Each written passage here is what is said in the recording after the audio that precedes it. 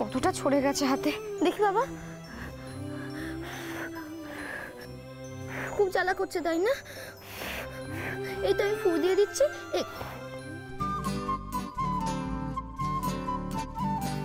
ওরে পাজি মেয়ে, মাকে ভেঙানো হচ্ছে? হ্যাঁ যাক বাবা, তোকে ভেঙে তোর মুখে একটু করে হাসি ফোটাতে পেরেছি, এই ভেবেই আমার খুব ভালো লাগছে। তবে রে, তুই এত চিন্তা কেন করছিস মা? তখন থেকে তো বলছি আমার বেশি লাগেনি, আর জ্বালাও করছে না একটু। আর যদি লেগে যেত তখন কি হতো? হ্যাঁ কি করে বেশি লাগতো আবার?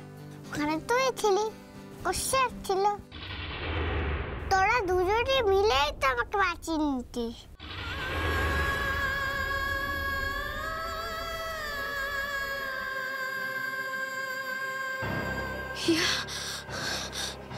না হিয়া, কিচ্ছু না, কিচ্ছু হবে না তোর।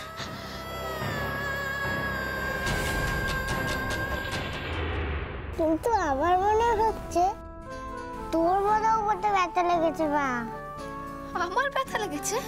হ্যাঁ, বললে তুই সকাল থেকে এত কাঁদছিস কেন? মানুষের তো ব্যথা লাগে, মানুষ তো কাঁদে। বল না মা, কোথায় লেগেছে? সেখানে ওষুধ লাগিয়ে দিচ্ছি, বল। আমি তোকে কি করে বলবো হিয়া, আজ সকাল থেকে আমার বুকের মধ্যে একটা পেরেক বারবার এসে বিচ্ছে রে।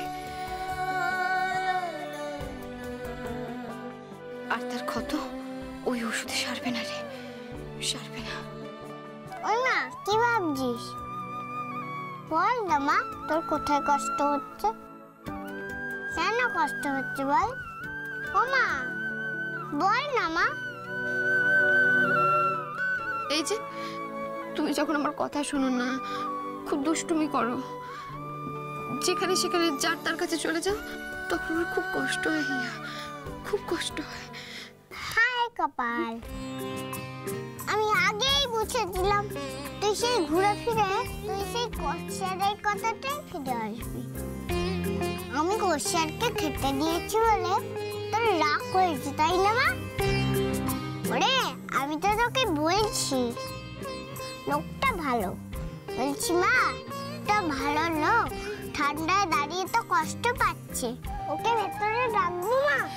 একদম না হিয়া, কোনো দরকার নেই। তুমি খেতে দিয়েছো, শাল দিয়েছো, অনেক হয়েছে, আর কোনো কিছু করার দরকার নেই। তুমি এখন চুপটি করে ঘুমাবে, ঠিক আছে? একদম দুষ্টুমি করবে না। আসছে না যে। আচ্ছা বাবা, আমি তোমাকে ঘুম পাড়িয়ে দিচ্ছি, এসো।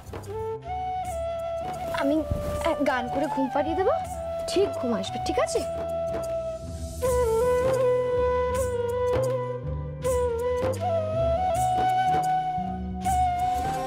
হ্যাঁ, তারপর তো আবার 2 দিন আগেই হসপিটাল থেকে ছাড়া পেয়েছে, শরীরটাও দুর্বল। এর মধ্যে এতটা রাস্তা ওকে হাঁটিয়ে নিয়ে যাওয়াটা ঠিক হবে না, কিন্তু তা বলে এবার তো অনেক দেরি হয়ে যাবে রে।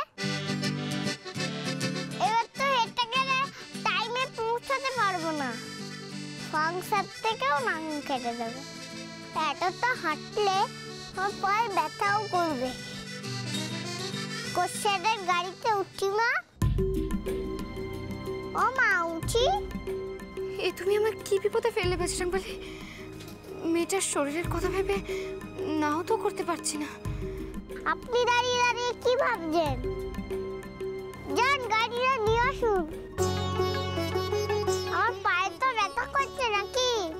হিয়া, হ্যাঁ, শোনো, তোমরা একটু অপেক্ষা করো, আমি গাড়িটা নিয়ে আসছি। ওকে?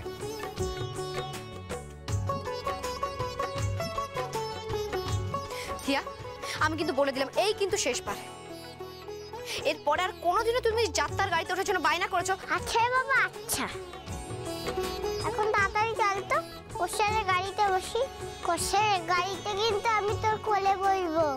হ্যাঁ ঠিক আছে, আমি পিছনে বসবো, তুমি আমার কোলে বসো। আরে না না, পিছনে তো সবাই বসে, আমরা দুজনে সামনে বসবো। সামনে বসলে কি সুন্দর বাইরেটা দেখা যায়। আমি তো খালি সামনেই বসি, তুই বসবি আমি তোর করে বসবি। হিয়া তুমি কিন্তু আর বাড়াবাড়ি করছো। আচ্ছা আচ্ছা, তুই এবার নে তো চল। ওকে একটা বাচ্চা মানুষ পেয়ে বকেই চলেছে।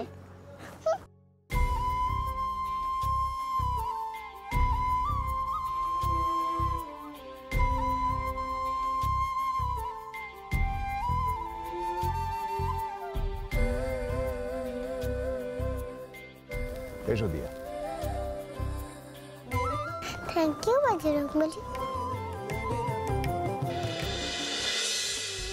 ছোট ভাই, সুন্দরগঞ্জ আর কত দূর রে, হাত আমার ধরতে পারছে না। এই তো ঠাম্মি এসে গেছি সুন্দরগঞ্জ এসে গেছি। ওদিকে দেখতে হবে, দাঁড়া।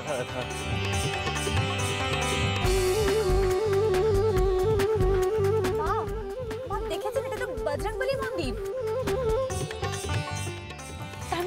তার মানে মা দিয়া কিন্তু রোজ এখানে পুজো দিতে আসে। এখানে খোঁজ করলে কিন্তু দিয়ার খবর ঠিক দিতে পারবে।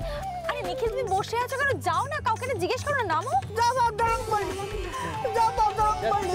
মা দেখেছেন, সুন্দরগঞ্জে এসে কেমন বজরংবলীর দর্শন পেয়ে গেলাম। এবার সব ঠিক হয়ে যাবে মা। দাদা দিয়া ব্যানার্জি বলে দিদি, হ্যাঁ দিদি দিয়া ব্যানার্জি বলে চাইছেন কাউকে? দাদা দিয়া ব্যানার্জি বলে কাউকে চেনেন? কোন দিয়া ব্যানার্জি? ব্যাডমিন্টন খেলে, স্টেট চ্যাম্পিয়ন।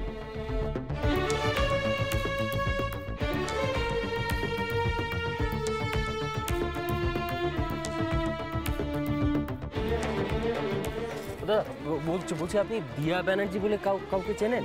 দিয়া ব্যানার্জি? না, এই নামে তো সুন্দরগঞ্জে কেউ থাকে না বাবা। আচ্ছা, ও কিন্তু বজরংবলীর খুব ভক্ত, জানেন তো? ও রোজ মন্দিরে যায় পুজো দিতে। আসলে এখানে রোজ যারা পুজো দিতে আসে, হ্যাঁ, তাদের মধ্যে তো দিয়া ব্যানার্জি বলে কেউ নেই বাবা। আসলে সুন্দরগঞ্জ জায়গাটা খুব ছোট, এখানে সবাইকে অল্প বিস্তর চেনে। আচ্ছা আচ্ছা, দাদা বলছি আপনি দিয়া ব্যানার্জি বলে কাউকে চেনেন? দিয়া ব্যানার্জি ব্যাডমিন্টন খেলে। কাউকে চিনিস বাবু? ও আচ্ছা, ব্যাডমিন্টন খেলে। হ্যাঁ হ্যাঁ হ্যাঁ, কয়েকজন আছে এখানে ব্যাডমিন্টন খেলে, আচ্ছা, কিন্তু হ্যাঁ। দিয়া ব্যানার্জি বলে তো কেউ নেই। আপনি নিশ্চিত নেই কেউ? দিয়া ব্যানার্জি? হ্যাঁ, আমি নিশ্চিত, দিয়া ব্যানার্জি বলে তো কেউ নেই এখানে। ওমা, হ্যাঁ, এটা তো কেউই কিছু বলতে পারছে না গো। হ্যাঁ, আর আমার তো মাথায় একদম কাজ করছে না। বড় ভাইয়ের ফোনটাও বলছে নট রিচেবল। কি করি বলো তো? তুই হিয়ার নাম কর না, হিয়ার খোঁজ করে দেখ না। হ্যাঁ? ওর কথা জিজ্ঞেস কর। হিয়া? সেটা তো দাঁড়া। আচ্ছা বলছি, হিয়া বছর চারেকের একটা বাচ্চা মেয়ে চেনেন? হিয়ামাকে চিনবো না? সে যে আমাদের সুন্দরগঞ্জের মহারানী গো। সুন্দরগঞ্জে তাকে কে না চেনে? আপনি হিয়ামার বাড়ি যাবেন তো আগে বললেই হতো। বাড়িটা কোথায়? বাড়িটা ডান দিকে গিয়ে বাঁ দিকে চলে যান। Thank you. আসলে হিয়ার মায়ের নাম তো দিয়া ব্যানার্জি নয়, দীপা ভট্টাচার্য।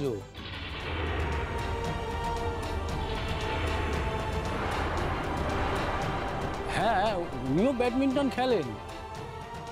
যান, যেভাবে বললাম ওভাবে চলে যান। থ্যাংক ইউ দাদা। দীপা ভট্টাচার্য আমাদের ব্যানার্জি পদবিটাও ব্যবহার করছে না, আমাদের কাছ থেকে নিজেকে আড়াল করতে ওর নামটাও বদলে ফেলেছে। এত অভিমান আমাদের ওপর।